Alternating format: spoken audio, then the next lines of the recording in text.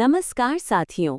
आज हम पढ़ने वाले हैं कक्षा 10वीं हिंदी काव्य खंड का अध्याय 1, जिसका नाम है राम बिनु बिरथे जगजन्मा, जो नर दुख में दुख नहीं माने। इस अध्याय के रचयिता हैं श्री गुरु नानक जी, जो सिखों के प्रथम गुरु थे। यह रचना हमें बताती है कि ईश्वर के नाम के बिना मनुष्य का जीवन अधूरा है। तो आइए अब उनके बारे में खुद उन्हीं के मुख से सुनते हैं। मैं गुरु नानक हूँ। मेरा जन्म 1469 में तलवंडी नाम के एक छोटे से गांव में हुआ था। ये गांव अब पाकिस्तान में है और लोग इसे नानकाना साहब के नाम से जानते हैं। मेरे पिता का नाम कालू चंद खत्री था। वे खत्री जाति के थे। मेरी माँ का नाम था तृप्ता। बचपन से ही मेरे मन में दुनिया से कुछ अलग देखने और समझने की ललक थी। मेरे माता पिता चाहते थे कि मैं व्यापार करूं, गृहस्थ जीवन जीऊं, इसलिए मेरा विवाह सुलक्षणी नाम की एक साध्वी स्त्री से हुआ। पर मेरा मन संसार के व्यापारों में कहाँ लगता था। मेरा मन तो उस मालिक, उस परमात्मा में रमता था, जो न हिंदू है न मुसलमान, जो सबका है, जो सब में है। मैंने देखा कि लोग मंदिरों और मस्जिदों में ईश्वर को खोजते हैं, व्रत ताप करते हैं, तरह तरह के कर्मकांडों में उलझे रहते हैं, पर सच्चा मालिक तो सरल हृदय में बसता है, जहां प्रेम है, जहां सच्चाई है। मैंने दूर दूर की यात्राएं की, बंगाल से लेकर कश्मीर तक, तिब्बत से लेकर मक्का मदीना तक। मैं हर जगह गया यही संदेश देने, न कोई हिंदू न मुसलमान, बस एक मालिक है। एक बार बाबर से भी मेरी मुलाकात हुई। मैंने उससे कहा, राजा वही जो न्याय करे और प्रजा का दर्द सुने। मैंने सिख पंथ की स्थापना की, पर धर्म मेरे लिए कोई दीवार नहीं, बल्कि वो पुल था जो इंसानों को जोड़ता है। मैंने अपने पदों में ब्रज और खड़ी बोली का उपयोग किया ताकि हर कोई उन्हें समझ सके। मेरे शब्द किसी ग्रंथ से नहीं, सीधे मेरे अनुभव से निकले, प्रेम से भरे हुए। मेरे कुछ पद जैसे जपजी, आसा दीवार, रहे रास और सोहिला लोगों के जीवन का मार्गदर्शन बने। मेरे बाद मेरे 5वें सिख अर्जुन देव ने इन रचनाओं को गुरु ग्रंथ साहिब में संकलित किया। मैंने हमेशा कहा, सच कहो, सच्चा जियो और सच्चे नाम का सुमिरन करो, क्योंकि यही वो राह है जो इस दुखमय संसार से पार उतारती है। सन 1539 में जब मेरा समय पूरा हुआ, मैंने बस वाहे गुरु कहा और शांति से इस शरीर को छोड़ दिया। पर मेरा वचन, मेरा प्रेम, मेरा नाम आज भी जीवित है, हर उस दिल में जो सच्चे भाव से उस मालिक को याद करता है। अभी आपने खुद गुरु नानक के मुख से उनके बारे में जाना। अब उनके द्वारा लिखे काव्य के दोहे को एक एक करके समझते हैं। तो सबसे पहले उनके पहले रचना का नाम है राम नाम बिनु विरथे जग जन्मा। पहले इसे समझते हैं। पहली पंक्ति है, राम नाम बिनु विरथे जग जन्मा। इस पंक्ति का अर्थ है, यदि मनुष्य ने अपने जीवन में राम का नाम अर्थात ईश्वर का स्मरण नहीं किया तो उसका जन्म व्यर्थ चला गया। अब इसे गहराई से समझते हैं। गुरु नानक देव जी इस पंक्ति के माध्यम से ये बताना चाहते हैं कि इंसान चाहे जितनी भी बड़ी उपलब्धियां क्यों न हासिल कर ले, अगर उसने ईश्वर का सच्चे मन से स्मरण नहीं किया तो उसका जन्म लेना ही अर्थहीन है। जीवन का असली उद्देश्य है परमात्मा से जुड़ना, और ये केवल उसके नाम का जाप करके ही संभव है। अब दूसरी पंक्ति है, बिखु खावे बिखु बोले बिनु नावे नेहफलु मटी भ्रमना। मतलब, जो व्यक्ति ईश्वर का नाम नहीं लेता वो विष अर्थात बुराई खाता है और विष के जैसे ही कटु शब्द भी बोलता है, और ईश्वर के नाम के बिना उसका जीवन निष्फल हो जाता है। वो बस मिट्टी में भटकता रहता है। गुरु नानक देव जी यहाँ ये बता रहे हैं कि जो व्यक्ति हरि का नाम नहीं लेता वो अपने जीवन में बुरे कर्म करता है, जैसे गलत खाना, कटु वचन बोलना, दूसरों को दुख देना। ऐसे लोगों का जीवन भटकाव से भरा होता है और उनका जन्म मिट्टी में तो हुआ है, लेकिन आत्मा का कोई सच्चा विकास नहीं होता, अर्थात वे आध्यात्मिक रूप से मृत होते हैं। अब चलते हैं तीसरे श्लोक की तरफ। पुस्तक पाठ व्याकरण बखाने संधिया कर्म निकाल करें। बिनु गुरु शब्द मुक्ति कहा प्राणी, राम नाम बिनु अरुझि मरे। इसका मतलब हुआ कि कोई व्यक्ति चाहे कितनी भी पुस्तकें पढ़ ले, व्याकरण, संधि विच्छेद और कर्मकांड की चर्चा करता रहे, लेकिन अगर उसने गुरु के वचनों को नहीं समझा और राम नाम का स्मरण नहीं किया तो वो मोक्ष मुक्ति को कभी प्राप्त नहीं कर सकता और अंत में माया में उलझकर ही मर जाता है। गुरु नानक देव जी यहाँ बता रहे हैं कि सिर्फ शास्त्र पढ़ने, संस्कृत व्याकरण जानने या कर्मकांड करने से आत्मा की मुक्ति नहीं मिलती। सच्चा ज्ञान तब आता है जब हम गुरु के शब्दों को, उनके उपदेशों को अपने जीवन में उतारते हैं। और जब तक हम राम नाम का सच्चे मन से जाप नहीं करते, हम माया यानी लालच, मोह सब में फंसे रहेंगे और जीवन व्यर्थ चला जाएगा। अब अगला श्लोक है, दंड कमंडल सिखासूत धोती तीर्थ गवन अति भ्रमनु करे। राम नाम बिनु शांति न आवे, जपी हरि हरि नाम सुपारी परे।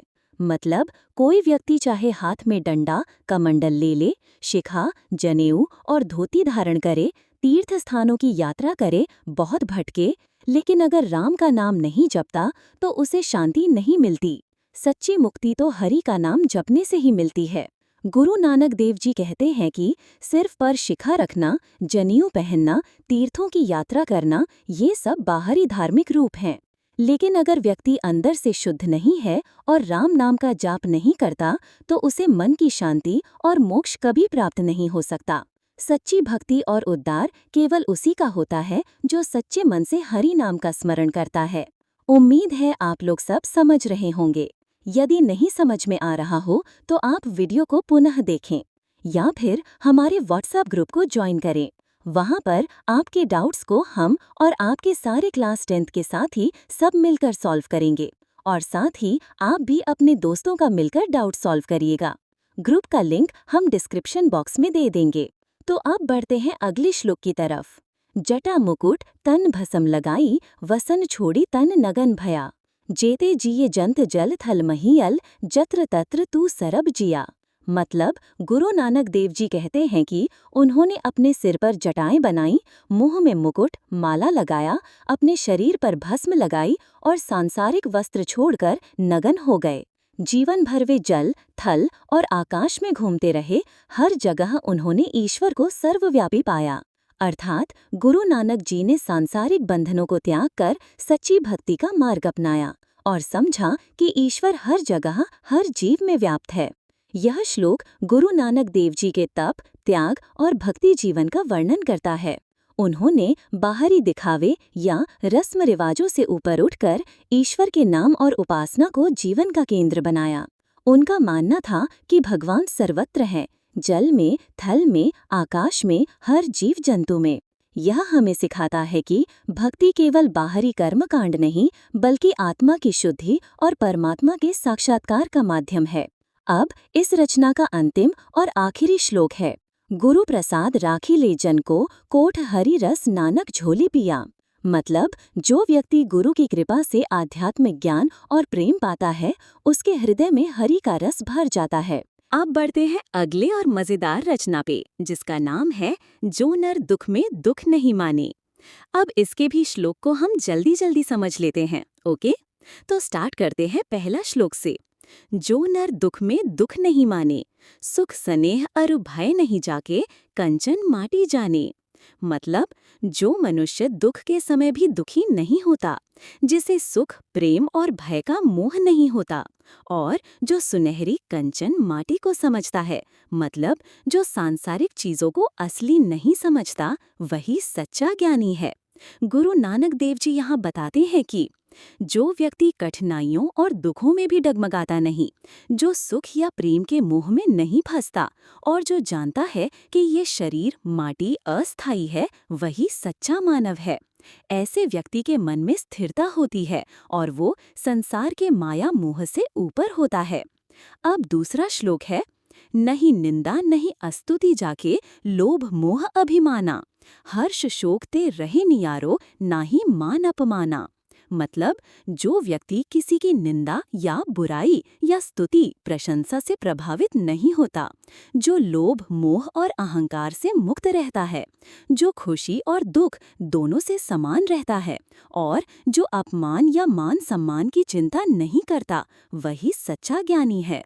गुरु नानक देव जी कहते हैं कि सच्चा संत वो है जो जीवन के उतार चढ़ाव से प्रभावित नहीं होता, जिसे ना तो लोगों की बुराई से दुख होता है, न ही प्रशंसा से घमंड। जो लालच, मोह और अहंकार से ऊपर उठ चुका है, वही मन से शांत रहता है। ऐसे व्यक्ति को दुनिया के सुख दुख बराबर लगते हैं और वो अपमान या सम्मान को लेकर चिंतित नहीं रहता। अब इसका अगला श्लोक है, आसा मनसा सकल त्यागिके जगते रहे निरासा, काम क्रोध जेहि पर से नाहिन तेहि घट ब्रह्म निवासा।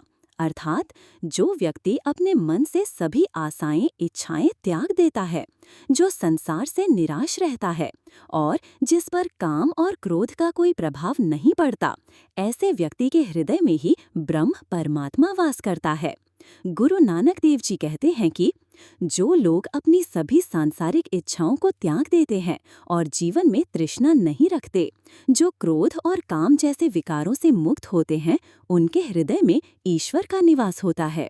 ये श्लोक हमें सिखाता है कि सांसारिक बंधनों से ऊपर उठना और मन की शुद्धि परमात्मा के साथ जुड़ने का रास्ता है। अब इसका भी अंतिम और आखिरी श्लोक है, गुरु कृपा जेहि नर पै कीन्ही तिन्ह यह जुक्ति पिछानी, नानक लीन भयो गोविंद सो ज्यों पानी संग पानी।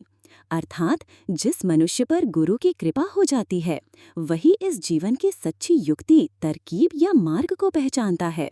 गुरु नानक देव जी कहते हैं कि ऐसा व्यक्ति भगवान गोविंद में ऐसे लीन हो जाता है जैसे पानी पानी में मिलकर एक हो जाता है। गुरु नानक देव जी इस श्लोक में कहते हैं कि सच्चा मार्गदर्शन केवल गुरु की कृपा से ही संभव है। जिसे ये कृपा प्राप्त हो जाती है, वह समझ जाता है कि जीवन का असली उद्देश्य है परमात्मा से एकाकार हो जाना। ये एकाकारता इतनी गहरी होती है कि जैसे दो बूंदें मिलकर एक हो जाती है, वैसे ही आत्मा परमात्मा में लीन हो जाती है। अब ये समाप्त होता है आपका ये चैप्टर। कैसा लगा ये चैप्टर? नीचे कमेंट में ज़रूर बताइएगा। जाते जाते लाइक, सब्सक्राइब और ग्रुप ज्वाइन करना मत भूलिएगा।